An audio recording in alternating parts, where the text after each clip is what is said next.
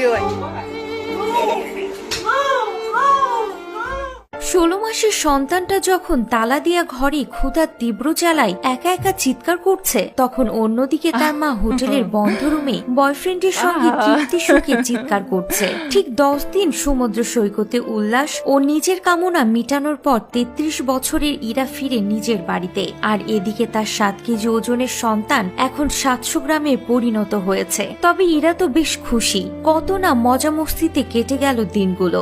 সমুদ্রের পাড়ে নোনতা জলে দেহ ভিজিয়ে এক স্বর্গীয় অনুভূতি। সন্তান জন্ম দেওয়ার পর নিজের দিকে আর তাকানো হয়নি কখনো। সন্তানের যত্ন নিতে বলতো সবাই। সন্তানের জন্য সবার চিন্তা দেখে ভাবলো একটু ছুটি কাটিয়ে আসা যাক সমুদ্র সৈকত থেকে। যা ভাবা তাই কাজ। লাক্সারি হোটেল বুক করে লাগেজ গুছিয়ে নিজের প্রিয় কিছু বিকিনি আর ফুরফুরে কয়েকটা ড্রেস নিয়ে প্যাকিং কমপ্লিট।